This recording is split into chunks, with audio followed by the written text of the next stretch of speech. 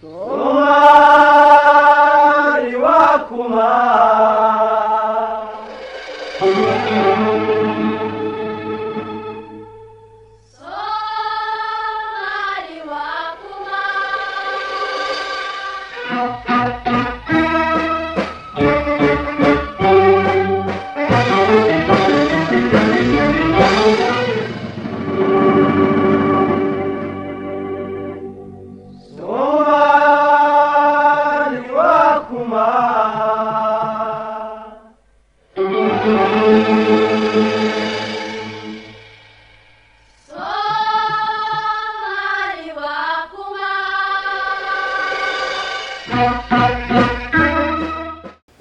marka loo shubaa loo banaan inaan sheekadu sidii aan wax u wadi jirnay oo ahayd xaafadaysiga iyo mataqaanaa sankaaga ka weyn iyo warwarkaaga ka fiican inaan ku wadno taasoo keeni doonta sida hadda dhacdayba ilmahayo inay ka cararaan soomaalinimada brandkan because brand fail garoobay wey adduunka aan ku noolnahay it's all about brand brandkaas hadduu ka halaabo waa halaabo inaan taas ku wadno oo inaan mataqaanaa fikirno oo caqli ka baxsan caqligii hore aan isku sheegno waxaan rajaynayaa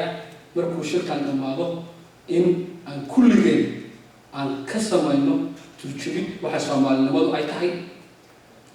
inay soomaalinimadu turjubid u baahan tahay ayayga turjubid inay u baahan tahay aniga because waa brand fail garoobay laakiin taas kulligeen bay noo taallaa inaan turjubid ku samayno haddaan ku samaynana wixii bedeli lahaa aidiyadii bedeli lahaa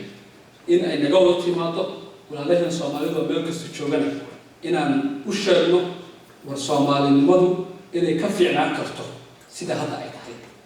wabillahi tawfiiq wasalaamu calaykum In the land of milk and honey, oh how sweet it used to be. I am from the horn of land by the sea. I am from a war-torn country. Wind carrying around the last bits of debris. I am from children in their homes, they stay in there for shelter. I am from death knocking on front doors and being welcomed with an answer.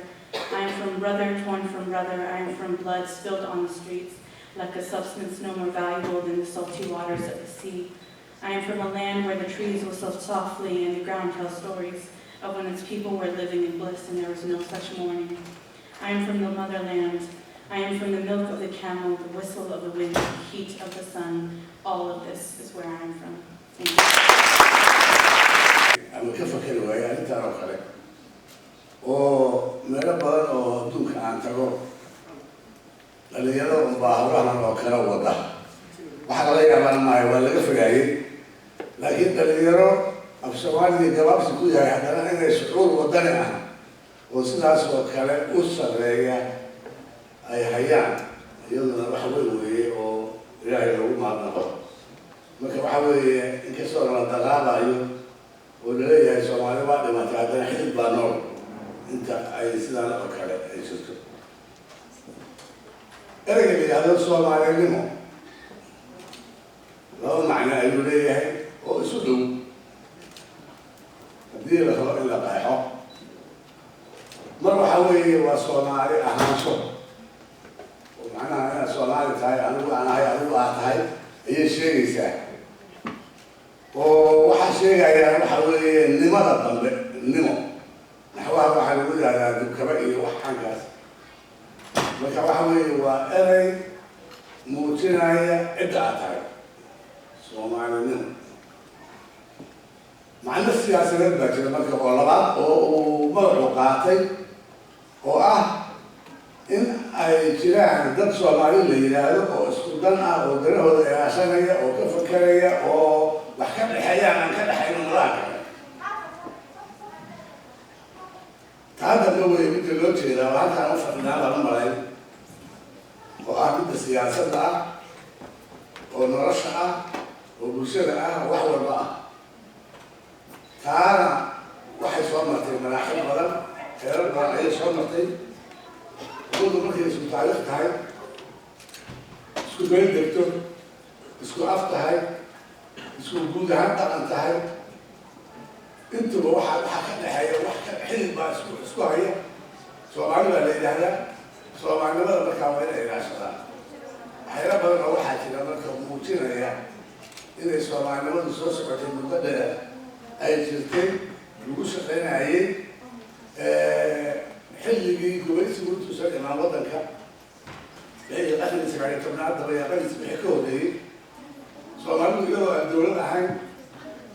aan xukun dhexal ahayn ayay haddana is-ogey isu hiilinaysay wada socotay dadka kale inaysan iska xigto ay rumaysnayd tirtayna وطنينimada dhanka loo filay waxaa weeye dhanka khilqiga ilaahay subxaanahu wa tacaala inuu yahay dhulka uu nagu abuuray oo aan ku dhalanay dhulkaas aad ku dhalatayna wuxuu kugu leeyahay xuquuq buu kugu leeyahay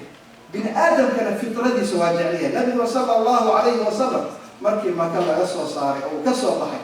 wuxuu lahaa sala allahu calayhi wasalam xadiidka waxaa ka mid ah inuu lahaa ilaahay wuxuu og yahay dhulka ilaahay meesha aan ku jecelahay inaad tahay meesha dhulka ilaahay aan igu sharaf badan inaad tahay laakiin lowlaa ana qowmaki akhrajuunii minki maa kharaj qoomkaadi haddayna maki dadkii haddayna soo ereyn kaama soo bixin iyagaa ka saaray waid yamkuru bika aladiina kafaruu liyuthbituuka ow yaqtuluuka ow yukhrijuuka waa bixiya taas way ku guulaysay ow yukhrijuuka markuu nabiga sala allahu alay wasalam saas kuu jeclaa heer uu gaaray markuu madiine yimid isaga iyo saxaabadii inay madiina la qabsan waayeen jawigeeda jacaylkii iyo hilowgii alxaniinu ila alawtaan ayaa weli ku beeran oo weli waxay doonayaan inay maka u laabtaan markaasuu nabigu sala allahu calayhi wasalam ilaahay baryay oo wuxuu yidhi ilaahayow allahuma xabib ilayna almadiina ilaahay wuxuu yidhi madiina na jeclaysii madiina ilaahay waan jeclaano ka xubbinaa makkata aw ashad sidii aan maka u jeclayn iyo si ka dara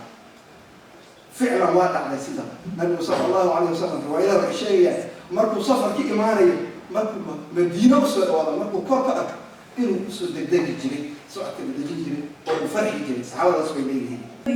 sidii loo samayn lahaa waan ka helay brandinga economist baan ahay branding waxa weeye brandingkii hore soomaalinimadii hore haddaad soomaali tidhaahdid SYL-kii iyo markaad iminka idaajaa gabaygu uu sheegaya yamya markaad maqashida calooshka burayso ama inantii yaraydee maaragtay ilhaan gabaygay tiri si aad ku ooyeysid waayo soomaalinimadeedu waa laba arrimoodoo soo kala horjeeda ama iska hor imanaya mar hooyadeed iyo adeed baa waxay odhanayaan soomaalidu waa dad qurux badan waa dad deeqsiina waa dad isjecel madna mindi bay isgelinayaan oo hal habeen bay isku dhamaynayaan marka keebuu inanka yaree hadda ku dhashay keebuu raacaa marka insha allah brandingka soomaalida mid cusub in la sameeyo ama kii hore dib loogu noqdo waxay ka imika jiraan mid maaragtay horay noo wadaya maaha waa in soomaalinimadeedii iyo wanaagii iyo kalgacalkii iyo soomaalinimadii diinta islaamka ahayd ee walaaltinimada iyo compassionka iyo naxariista iyo maaragtay ay ku dheehnay dembigaba intaan ciidanka xoogga dalka Soomaaliyeed aniga iyo saraakiishii kala hogaaminaysay oo aanu dalka difaaciisa ku hogaaminaynay dhalinyarada Soomaaliyeed ee aan hogaaminaynay weli ma aanan oranin ama nagama diidin ayagoo qabiil iyo wax kale noo nisbaynaya muxuu ahaa inay fuliyaan waajibka qaranka dhalinyarada waxaa halkaa ka garanaysaan anyone oo Soomaali ah oo daacad ah oo dalkiisa iyo dadkiisa inuu difaaco rabo qof kasta oo Soomaaliya inuu gacan siinayo ayaan idin sheegayaa aynan qabiilna lahayn muxuu ahaato go'aankoodu yahay inay difaacaan xorriyadda iyo qarannimada ummadda Soomaaliyeed waxaan ku soo gabagabin lahaa ila tahay muxuu ahaato magacii Soomaaliya toosay la dhigtiro ila tahay hadda waxaan leenahay dhalinyarada toosoo isku tiirsada hadda inay kala garan taageero weyn ayaa ku soo gabagabin lahaa السلام عليكم ورحمة الله وبركاته وما تنسوا. And subhanAllah, inshallah, this is very important. I had this this Memorial weekend, I went to Minneapolis. And I met with the former Prime Minister, Abdullah Ali Hussein. I went to his home and I visited him. And I asked him what did Somalia fail? And I mean, look at this. He said Somalia failed for two things. Number one, bad leadership. And number two, bad policies. Now we have 4.5. So what can you expect from 4.5? There are some people who are very inferior in our society, and there are people who are top. So, and we're happy with that. So how can you expect that today you can have leaders that can lead you if you accept that policy, and also those who are implement that policy are happy with that policy? So I will leave you with this. ask yourself today and keep this in mind, this question in your mind. How can we see today a change in our society while we have segregation of society? And I will conclude, inshallah, and I thank you all of you for listening. And we need some sort of young leaders. I want to see young leaders who are here in the US or in the diaspora to take the leadership, inshallah, and to go back home and lead people with example, inshallah. So that's what we need. Leadership waa hoggaanka. Perspective-ka ka imanaya ama aragtida aan ka imanaya waxa weeye Soomaalidu waxay ku maamulahaan guntii ka toonta waxaan aasaaska laga adkaynin ma adkaadaan. Leadership marka waxaan u arkaa hoggaanka ummadda waxaan u arkaa inay tahay guntii saldhigga u noqon lahayd ummaddaasay ummad wada jirta oo midnimadeeda iyo Soomaalinimadeeda iyo wax walba u qeexan tahay.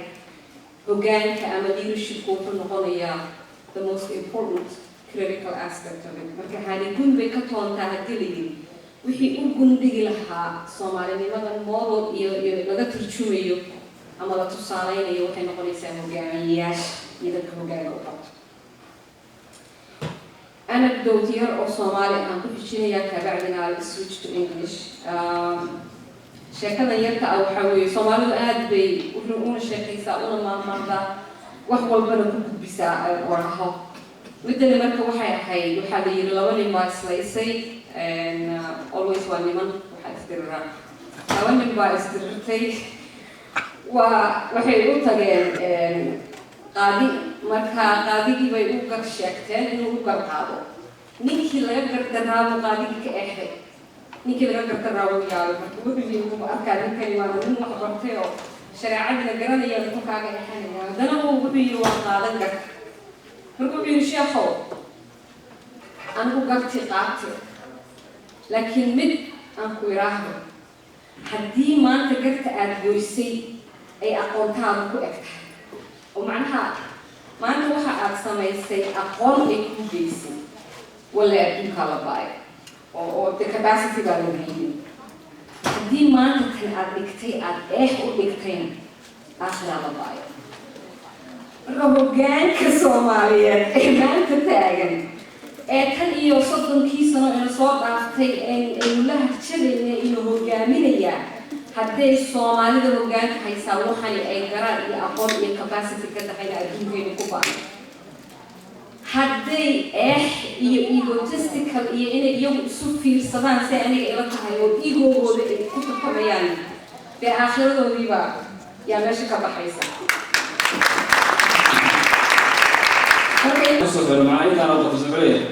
laba hooyo wada foolatay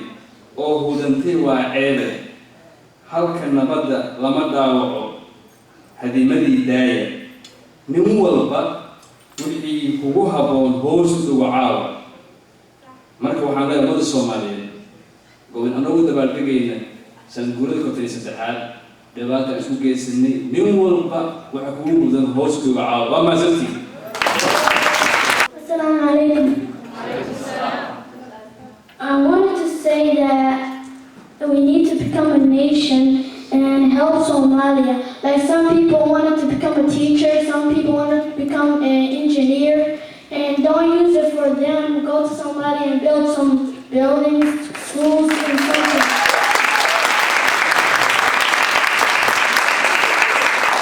And like, I don't know, when Muhammad sallallahu alaihi wasallam, they throw him with a rock, now they're killing us with rocks. Is that fair? No. I'm just saying we need to become a nation and work together.